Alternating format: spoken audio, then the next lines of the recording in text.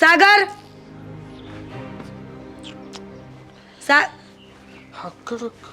અરે વાહ, કોનું બૂચ માર્યું?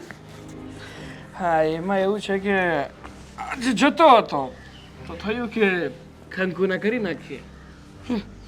કંકુના નહીં કર્યા હોય, કોઈ છોકરીને બાટલીમાં ઉતારી હશે. શરમ નથી આવતી? આ ઘરનું રેન્ટ ભરવાનું બાકી છે, ઘરમાં કંઈ ખાવા પીવાનું નથી અને આટલું એટીકેટીમાં ફરે છે. હા તો ફરું જ ને, કોઈક વાર ફરવા મળે છે. કેમ? હા, મહિનાના 25 દિવસ તો છે ને આ કડકાઈ વાળી જિંદગી જીવવા મળે છે. હા તો કોક એકાદી બે હાથમાં આવી જાય તો બાટલીમાં ઉતારી દઉં છું. શરમ કર, શરમ. 5 હાથ પૂરો પહેલવાન છે અને અત્યારે આવી વાતો કરે છે. સાગર, જો આ મકાન માલિકનો 2 દિવસથી ફોન આવે છે. હું જૂઠું બોલું છું કે મારો ભાઈ મીટિંગમાં ગયો છે? એને ખબર પડશે ને કે જોબ નથી તો ધક્કા મારીને ઘરની બહાર કાઢશે. હા તો મીટિંગમાં જ હતો ને, ઇમ્પોર્ટન્ટ મીટિંગમાં હતો. વિચારતો હતો, એકલો એક ઊંડો વિચાર કરતો હતો કે આ છેલ્લા કેટલાય દિવસથી કોઈનું બૂચ નથી માર્યું તો કોને ગોતું, કોને બાટલીમાં ઉતારું. બહુ મીટિંગ મોટી કરી અમે. પછી વિચાર આવ્યો કે કંઈ કરવા જેવું છે. હા તો કર ને. શું કર્યું? લાવ્યો પૈસા? લાવ, દે. વાપરી નાખ્યા. છેલ્લા 20 રૂપિયા પડ્યા છે, આપું? લાવ. તારા 20 રૂપિયાની મેગી બનાવીને ખાઈશ ને ત્યારે સાંજ પડશે. ના, નથી, પૂરા થઈ ગયા. એ પણ ઉભરાઈ ગયા. સાગર, સિરિયસલી કહું છું ભાઈ, આ તું કેટલા દિવસથી ઘરે બેઠો છે, કંઈ કામ નથી કરતો અને આવી એટીકેટીમાં ફર્યા કરે છે. લોકોને તો એમ છે કે આપણા જેવું પૈસાવાળું કોઈ નથી સોસાયટીમાં, પણ આપણને ખબર છે ને કે આપણે ભિખારી છીએ. હા, એ તો જો આપણે ભિખારી છીએ તને ખબર છે, આપણે ભિખારી છીએ મને ખબર છે, બાજુવાળાને થોડી ખબર છે અને એને ખબર પડવા પણ નહીં દેવાની ને. પડી જશે. આ બાજુવાળા આંટી 2 દિવસ અને 2 દિવસે આવે છે. થોડી ખાંડ આપો ને, થોડું મરચું આપો ને, થોડું તેલ આપો ને. ઘરમાં હોય તો આપું ને. તો ના પાડી દેવાય ને. એમ કે અમે તમારા ઘરે માંગવા આવીએ છીએ, માંગવા આવીએ ત્યારે કહેવાનું. અચ્છા, હવે એ દિવસ દૂર નથી કે જ્યારે આપણે પણ કટોરો લઈને માંગતા હશું રોડ ઉપર. કેવા લાગતા હશું નહીં? આટલી મસ્ત બોડી, આટલો મસ્ત દેખાવ, આટલો રૂપાળો છોકરો અને રોડ ઉપર માંગતો હશે. એવા દાડા છે ને ત્યારે નહીં આવે. ગોતીશું કોઈ. જો હા, આ દુનિયામાં કેટલા બધા લોકો છે અને એમાંથી કંઈ નહીં તો ઘણા ગાંઠિયા તો હશે જ ને જે આપણી માયાજાળમાં ફસાઈ જશે અને આપણું કામ ચાલતું રહેશે. પ્લીઝ હા, આ તારી માયા જાળવાળી વાત મને ન કર. મને એવું બધું ન ફાવે. વાહ, તને આ ફાવતું નથી ને એટલે જ મારે કરવું પડે છે અને એટલે જ એટલી બધી કડકાઈ આવે છે. જો મારી જગ્યાએ તું આ કામ કરતી હોત ને તો અત્યારે ખાવા આપણે 3 મકાન હોત. ઘરના? ના ના, હા ભલે ભાડાનું છે પણ ઘરના 3 હોત એમ કહું છું. ચાલ ને, વાતો નહીં કરને. એવા ગાંડા આ દુનિયામાં કોણ હોય કે કોઈ છોકરી પાછળ આટલું બધું ખર્ચી નાખે? તે જોયા નથી. કોઈને પોતાની પ્રેમ જાળમાં ફસાવો ને તો આ દુનિયામાં એવા એવા માણસો પડ્યા છે કે પોતાનું બધું જ લૂંટાવી દે તમારી પાછળ. અચ્છા, સાચું કહે છે તું? હા, સાચું જ કહું છું ને. હા, ભગવાને એટલી સુંદરતા આપી છે, એટલું સુડોળ શરીર છે તારું, તો કાદા છોકરાને તો આમ તારી ભાઈ છે તું મારો? છી, ભાઈ કહેતા શરમ આવે છે મને. અરે પણ હું તને શું કહું છું, આવા લોકો ખરેખર હોય સ્ટેમ્પ પેપર ઉપર લખીને આપું તો મને કેમ ન મળ્યા? તે ગોત્યા. તારે ઘરે બેઠા બેઠા ગામના કામ કરવા હોય છે. કોઈ દિવસ આવી આવી બાબતોમાં ધ્યાન દે ને તો ખબર પડે. એ નજરથી દુનિયા જો ને તો ખબર પડે કે આપણને એવા લોકો દેખાય છે કે નહીં. સાચી વાત છે તારી સાગર. તું કહે છે ને તો આવું કંઈક કરવું તો જોઈએ મારે. જો તું મારો ભાઈ છે એટલે જ્યારે કંઈ થયું કે હું ફસાણી, હેરાન થઈ, કોઈએ મને ટોર્ચર કરી તો તું હેલ્પ કરીશ ને? વિચારીએ. તું છોડ ને, શું જરૂર છે મારે? ના ના, મસ્તી કરું છું. અરે હું તારી મદદ નહીં કરું તો કોણ કરશે? તમ તારે જો કહેવાય ને કે મીરાબેન તુમ આગે બઢો હમ તુમ્હારી સાથ હૈ.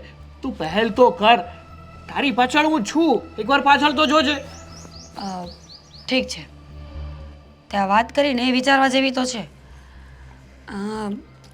હું 1-2 વ્યક્તિઓને ઓળખું છું જે બહુ પૈસાવાળા છે, પણ હવે એની પાસેથી પૈસા નીકળશે કે નહીં એ ખબર નથી. હા ચાલ ને, કરીએ કંઈક. મારે કંઈક કરવું તો પડશે જ કરવું? કારણ કે તું તો આ લુખાઈમાંથી ઊંચો આવીશ નહીં. જોકે લુખાઈમાં આપણે પીએચડી કરી છે. ઓહ પીએચડી ચા મગજ ખાયા વગરનું. હા હવે ભૂખ લાગી છે, કંઈક જમવાનું દે ને. આ 20 રૂપિયા પડ્યા છે ને મેગી લઈ આવ એટલે બનાવી આપ.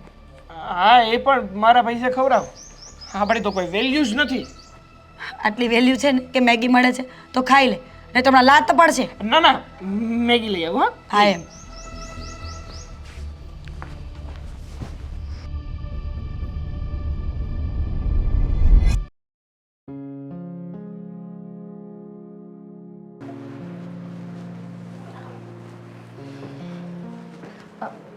મમ્મી કંઈ જોતું હતું તમારે? ચા લેવી છે? કોફી? કાંઈ નથી જોતો દીકરા, પણ તું આમ એકદમ ઉદાસ થઈને કામ કરે છે. અરે ના ના મમ્મી, ક્યાં ઉદાસ થઈને કામ કરું છું? રસોડું સાફ કરું છું. અંકિતા, મેં તને જન્મ ભલે નથી આપ્યો, તું મારી દીકરી નથી ને, એ તો મને પણ ખબર છે. મારી વહુ છે, છતાં પણ તારી આંખની ભાષા હું ઓળખી શકું છું. દીકરા, મને ખબર છે કે તારા લગ્નને ઘણો સમય થઈ ગયો છે. તું કાયમ માટે ઉદાસ રહી છે. મમ્મી તમે જે વિચારો છો ને એવું કંઈ નથી. તમને એવું લાગે છે કે હું ઉદાસ છું, પણ ખરેખર હું આ ઘરમાં બહુ ખુશ છું. અંકિતા, એ તો મને સારું દેખાડવા માટે મારી સામે ખુશ છે. ના ના મમ્મી, એવું કંઈ નથી. દીકરા, મને ખબર છે કે મારો દીકરો તને પત્ની તરીકે લગ્ન કરીને તો લઈ આવ્યો અને મેં એના લગ્ન પણ ધામધૂમથી કરાવ્યા. એ મારી પસંદ તું છો એટલા માટે, પણ એ તને હજી સુધી પત્ની તરીકે સ્વીકાર નથી કરતો, એટલા માટે તું દુઃખી રહી છે. એવું કોણે કીધું તમને મમ્મી? એવું કંઈ નથી. ખોટા વિચારો એવા ના કરો. દીકરા, ખોટા વિચારો નહીં. હું દીકરાની માં છું એટલે મને ખબર પડે છે કે એ તો ક્યારેક ક્યારેક તમારી સામે મને ખીજાઈ ગયા હોય એટલે, પણ એને કામનો એટલો લોડ હોય ને મમ્મી, તો ક્યારેક ખીજાઈ જવાય. પણ બાકી આદિ મને બહુ જ પ્રેમથી રાખે છે.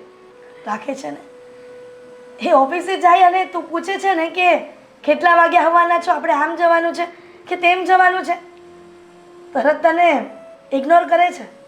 તું એને જ પ્રેમ કહે છે ને? ના ના મમ્મી, એવું કંઈ નથી. એ તો ક્યારેક જ એવું, જ્યારે મીટિંગ હોય ને, બહુ કામનું લોડ વધી ગયું હોય ને, ત્યારે ખીજાઈ જાય. સાચી વાત છે બેટા, મારા આદિને 365 દિવસ મીટિંગ હોય છે.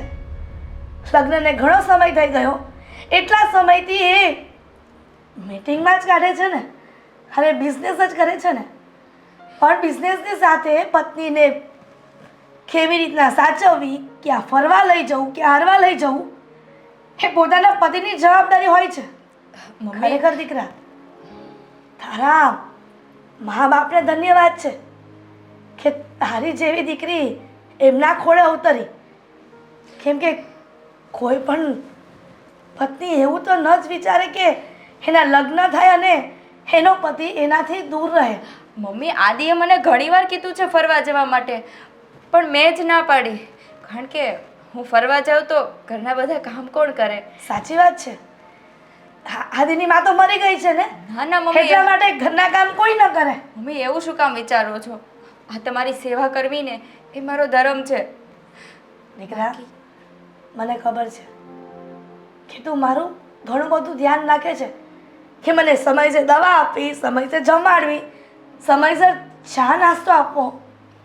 દીકરા, એનો મતલબ એવો તો નથી ને કે તું આ ઘરની કામવાળી થઈને રહી.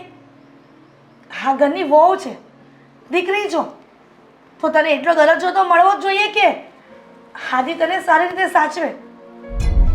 બેટા, હું આશા રાખું છું કે આજ નહીં તો કાલ, કાલ નહીં તો થોડા દિવસ પછી પણ આદિ સમજી જશે કે તને પત્ની તરીકે સ્વીકારી લેશે. શું કામ મમ્મી ખોટા વિચાર કરો છો? આ તમારે કંઈ જોઈતું હોય ને તો તમારે રસોડામાં નહીં આવવાનું, મને કહી દેવાનું. એટલે હું લાવી આપીશ. બેટા અંકિતા, ખરેખર તું જ્યારે આવી વાત કરે છે ને ત્યારે મને અફસોસ થાય છે કે આદિ તને સમજી નથી શકતો. નહીં તો તારી જેવી પત્ની હા દીવો લઈને ગોતવા જાય ને તો પણ ન મળે. મમ્મી ચા પીશો? ચા પીશો ને? હા, તમે બેસો, હું લઈને આવું. બાકી આમાં ખોટા વિચાર ના કરો. બાકી આદિ મારું બહુ જ ધ્યાન રાખે છે. ગોડ બ્લેસ યુ બેટા.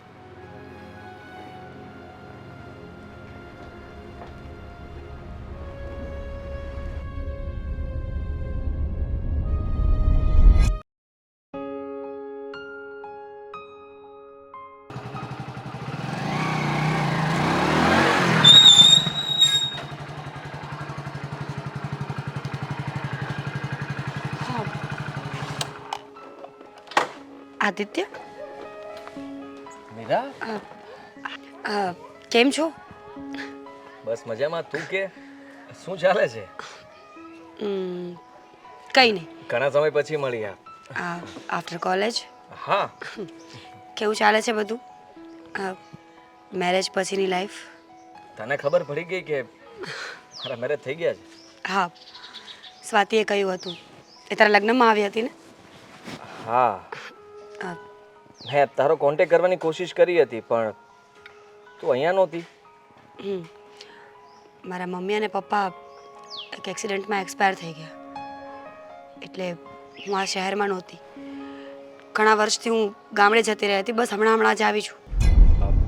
સોરી, જોકે કોલેજ પછી આપણે મળ્યા જ નથી. મેરેજ તારા? નહીં, સિંગલ છું. હવે રાહ જોઉં છું કે કોઈ એવો વ્યક્તિ આવે જે મને સમજી શકે અને મને સાચવી શકે. તને તો ખબર છે ને મારા સ્વભાવની. એકદમ. હા, સાચું કહું તો હું જ તને સાચવી શકું એમાં તો. ચૂપ રહીને હવે. સાચવી શકે એમ હતો તો છોડીશું કામ? કોલેજ ટાઈમમાં તો એમ લાગતું હતું કે આપણે બંને એકબીજાનો પહેલો અને છેલ્લો પ્રેમ છીએ. એકબીજાને ક્યારેય છોડીશું ને હંમેશા સાથે રહીશું. હા, પણ જેવી કોલેજ પતી એવી તારી અને મારી ફિલિંગ્સ પણ બદલી ગઈ. બદલાઈ ગઈ. માનું છું કે ભૂલ મારી જ હતી કેમ કે હું લગ્ન કરવા માંગતો નહોતો. છતાંય તે કોલેજ પત્યા પછી જોબ ચાલુ થઈ અને જોબનો થોડો સમય થયો એટલે ઘરેથી લગ્ન માટે દબાણ આવ્યું અને લગ્ન કરી લીધા. સારું છે ને, એમાં શું વાંધો? આમ પણ તારા નસીબમાં જે લખ્યું હતું એ તને મળી ગયું અને મારા નસીબમાં જરૂર કોઈ એવું લખ્યું હશે જે એક ને એક દિવસે ફટકાશે મને. હા, બની શકે. સાચું કહું તો હજી પણ હું ખુશ નથી. લાઈફમાં શું કરવું છે ખબર નથી પડતી. કેમ? હજી પણ એમ થાય છે કે સિંગલ હોત તો સારું હતું. બંધાઈ ગયો છું એવું લાગી રહ્યું છે. એમાં તારો વાંક નથી. રિલેશન વસ્તુ જેવી છે. થોડા સમય બધું સારું લાગે કારણ કે એકબીજાને ઓળખતા ન હોઈએ, એકબીજાના સ્વભાવની ના ખબર હોય, નવા નવા પેજીસ ખુલતા રહે અને વાંચતા રહીએ.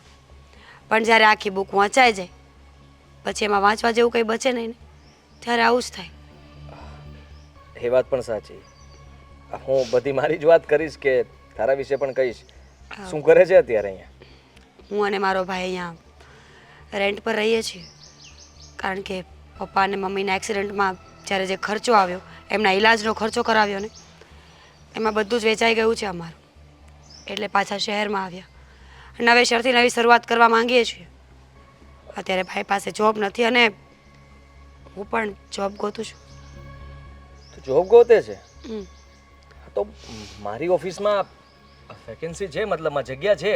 છોડને આદિ, ઘણા વર્ષો પછી મળ્યા છીએ ને એને સાથે રહીશું ને ફિલિંગ્સ બદલશે ને તો મારે તને બોયફ્રેન્ડ બનાવવો પડશે.